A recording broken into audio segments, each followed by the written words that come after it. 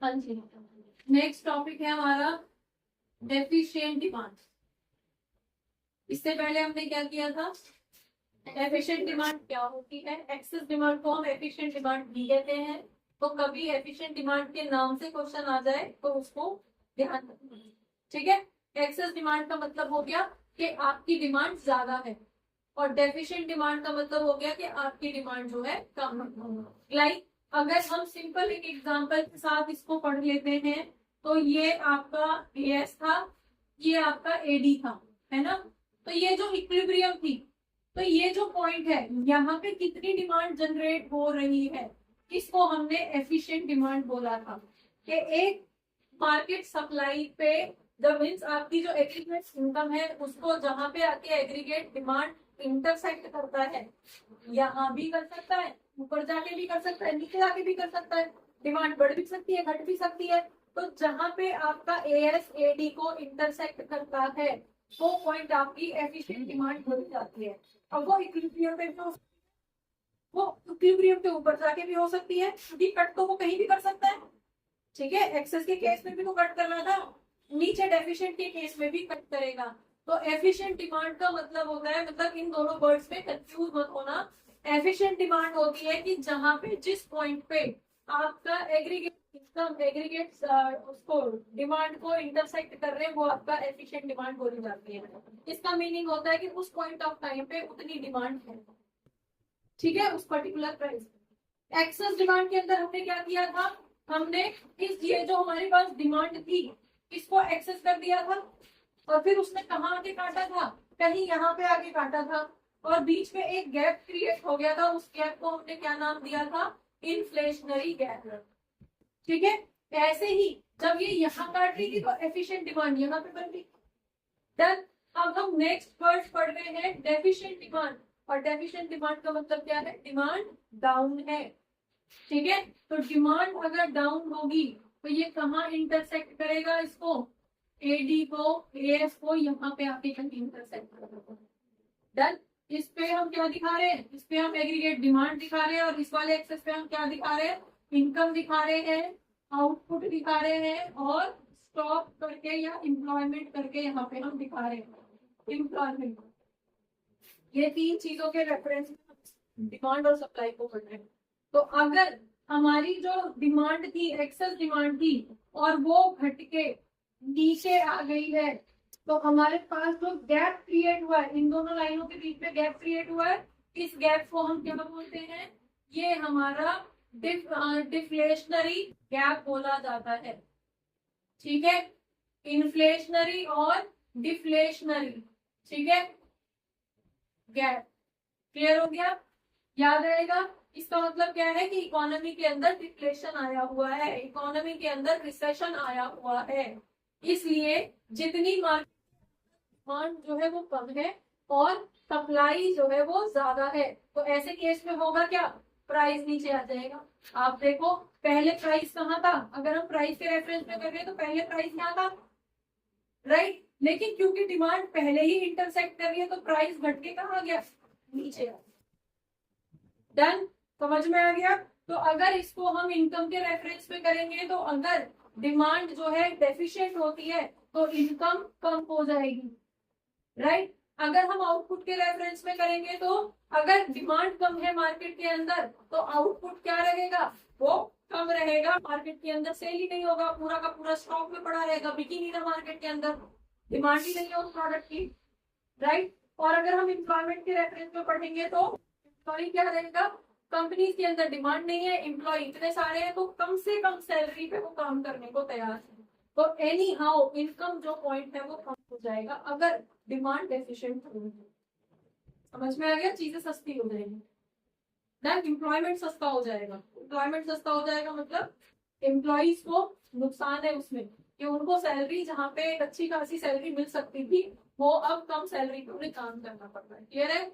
Then तो this is the situation जो deficient demand बोली जाती है। क्या बोलोगे डेफिशिएंट डिमांड को, जब आपकी एग्रीगेट डिमांड नीचे शिफ्ट हो जाती है और एग्रीगेट सप्लाई को कहीं यहाँ पे नीचे आके इंटरसेक्ट करती है, इसका मतलब है डिमांड आपकी कम हुई। इससे बीच में एक गैप क्रिएट हो जाता है, उस गैप को हम डिफ्लेशनरी गैप कहते हैं। क्लियर हो गया? आपकी बुक के अकॉर्डिंग से when the aggregate demand is less than the aggregate supply corresponding to the full employment of normal employment के रेफरेंस में, आउटपुट के रेफरेंस में, किसी भी रेफरेंस के उसको, ठीक है। तो जब आपकी एग्रीगेट डिमांड आपकी नॉर्मल एग्रीगेट डिमांड से नीचे रहती है तो उसको हम डेफिशिएंट डिमांड कहते हैं, और जब जाती है तो एक्सेस डिमांड बोलते हैं। और जब एक्सेस डिमांड होती है तो उस केस में इन्फ्लेशनरी गैप क्रिएट होता है, ठीक है, महंगाई बढ़ती है। क्लियर हो गया? डन। अब अगेन हमारे पास पॉइंट वही है कि ये क्यों हुआ, इसके रीजंस क्या है, डेफिशिएंट डिमांड क्यों होती है मार्केट के अंदर, और अगर डेफिशिएंट डिमांड हो गई है, डेफिशिएंसी मार्केट के अंदर आ गई है तो उसको डन। दो चैलेंजेस अगेन हमारे पास आ जाएंगे। फर्स्ट तो हम पढ़ेंगे इसके रीजंस क्या है, आप बता दो जरा रीजंस क्या हो सकते हैं।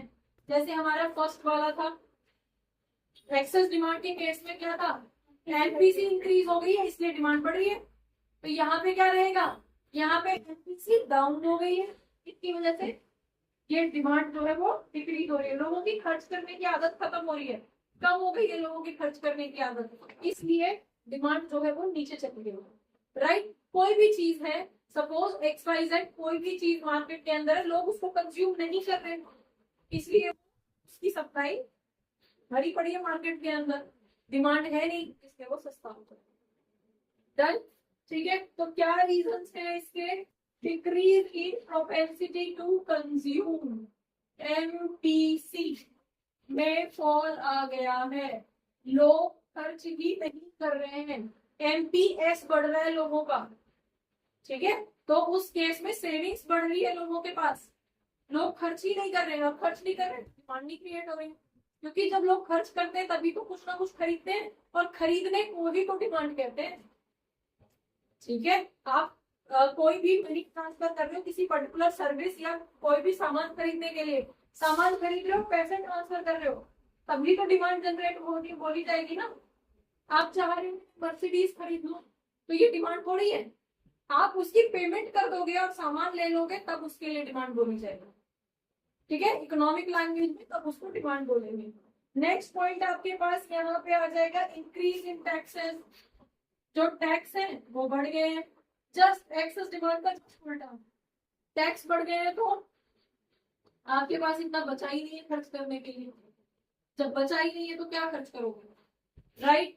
नेक्स्ट पॉइंट आपके पास क्या है, next point is decrease in government expenditure, आपके जो भी गवर्नमेंट खर्च कर रही है, अभी गवर्नमेंट ने रोक लगा दी है उस पर, अब वो कोविड का टाइम हो सकता है, कुछ भी हो सकता है, जो भी खर्चे, जो भी इंफ्रास्ट्रक्चर डेवलपमेंट आपकी कंट्री के अंदर चल रहा था वो रुक गया तो डिमांड, सामान बिकना बंद हो गया, डिमांड जनरेट होनी बंद हो गई।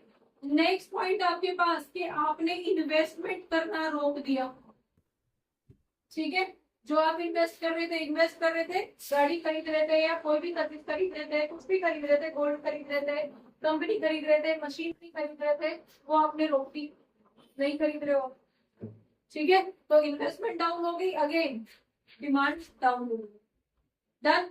नेक्स्ट पॉइंट आपके पास आ जाएगा, इंपोर्ट आपके बढ़ गए हैं, इंपोर्ट बढ़ रहे हैं मतलब आप अपनी कंट्री से सामान नहीं खरीद रहे हो, अपनी कंट्री के अंदर जनरेट नहीं कर रहे हो, डिमांड कहाँ जनरेट कर रहे हो, कंट्री के बाहर जाके डिमांड जनरेट कर रहे हो, तो उस कंट्री की डिमांड तो बढ़ रही है, लेकिन हमारी कंट्री के अंदर जो प्रोडक्शन हुआ वो ऐसे पड़ा है, तो कोई नहीं खरीद रहा है, तो ऐसे केस में भी डिमांड डेफिशिएंट बोली जाएगी। क्लियर हो गया? अब नेक्स्ट, एक्सपोर्ट जो है वो क्या रहेगा, एक्सपोर्ट घट चुका है, मतलब हमारी कंट्री के अंदर तो कोई खरीद रहा था या नहीं खरीद रहा था, जो हम एक्सपोर्ट कर रहे थे, जो बाहर से हमारे प्रोडक्ट की डिमांड आ रही थी वो भी खत्म हो गई, वो भी कम हो गई, तो अगेन डिमांड जो है वो ओवरऑल डेफिशिएंट होती जाएगी। क्लियर है? नेक्स्ट और क्या पॉइंट है इसके अंदर, देखो बस और डन। क्लियर है? अब देखो इसको सॉल्व कैसे किया जा सकता है, सेटल कैसे किया जा सकता है, इसको करेक्ट कैसे करेंगे, हाउ टू करेक्ट इट, अगर एमपीसी कम है तो क्या करोगे, एमपीसी बढ़ानी पड़ेगी। ठीक है, जैसे ही लोगों की एमपीसी इंक्रीज हो जाएगी, खर्च करने की आदत अगेन इंक्रीज हो जाएगी, तो मार्केट के अंदर फिर से डिमांड जनरेट होगी। टैक्सेस अगर कम कर दिए जाएंगे तो लोगों के पास ज्यादा पैसा बचेगा, वो ज्यादा खर्च कर पाएंगे। गवर्नमेंट एक्सपेंडिचर्स को इंक्रीज कर दिया जाए, इसका जस्ट उल्टा अगर कर दिया जाए तो उस चीज को, उस सिचुएशन को करेक्ट किया जा सकता है। नेक्स्ट, अगर इन्वेस्टमेंट को बढ़ा दिया जाए तो भी, अगर हम जो इन्वेस्ट कर रहे हैं उसको इंक्रीज कर दिया जाए तो भी, और अगर इंपोर्ट को हम यहाँ पे डिक्रीज करने के, हमें बाहर से नहीं मंगाना है, जो भी करना है अपनी ही कंट्री के अंदर से करना है, तो भी कंट्री के अंदर डिमांड को बढ़ाया जा सकता है। और एक्सपोर्ट को अगर हम बढ़ा दें तो भी हमारी कंट्री के अंदर से तो डिमांड जनरेट हो ही रही है, बाहर से भी डिमांड जनरेट होनी शुरू हो जाएगी। तो ओवरऑल जो डिमांड मार्केट में नीचे चली गई थी वो अब वापस से ऊपर आ जाएगी और इकोनॉमी एक नॉर्मल सिचुएशन के अंदर आने लगेगी। ठीक है, तो मेनली जो क्वेश्चन यहाँ से क्रिएट होके आता है वो इन्फ्लेशनरी गैप क्या होता है, कौन सी सिचुएशन में आता है, डिफ्लेशनरी गैप क्या होता है, कौन सी सिचुएशन में आता है। ठीक है, और अगर मार्केट के अंदर डेफिशिएंट डिमांड है, डेफिशिएंसी है, या जो एक करंट डिमांड है वो नॉर्मल से कम है, इसका मतलब क्या है, डेफिशिएंट। या मार्केट के अंदर अभी जो करंट डिमांड है वो नॉर्मल सिचुएशन से ज्यादा है, इसका मतलब एफिशिएंट डिमांड। कई बार इस तरह से इनडायरेक्ट लैंग्वेज के अंदर भी आपको दे दिया जाता है, तो आपको समझना है कि यहाँ पे क्या एक्सप्लेन करना है। ठीक है, तो उसके क्या रीजंस है, हो सकते हैं, क्यों हो गई डिमांड ज्यादा या कम क्यों हो गई, और उसको करेक्ट कैसे किया जा सकता है। इस तरह के क्वेश्चन इस चैप्टर से बन के आ सकते हैं। ज्यादा कुछ भी नहीं है, बहुत सिंपल सा है। एग्रीगेट डिमांड, एग्रीगेट सप्लाई का डायग्राम बनाना आपको आता है। एक्सेस है तो ऊपर की तरफ शिफ्ट कर देना, ठीक है, और डेफिशिएंट है नीचे की तरफ शिफ्ट। क्लियर है, समझ में आ गया।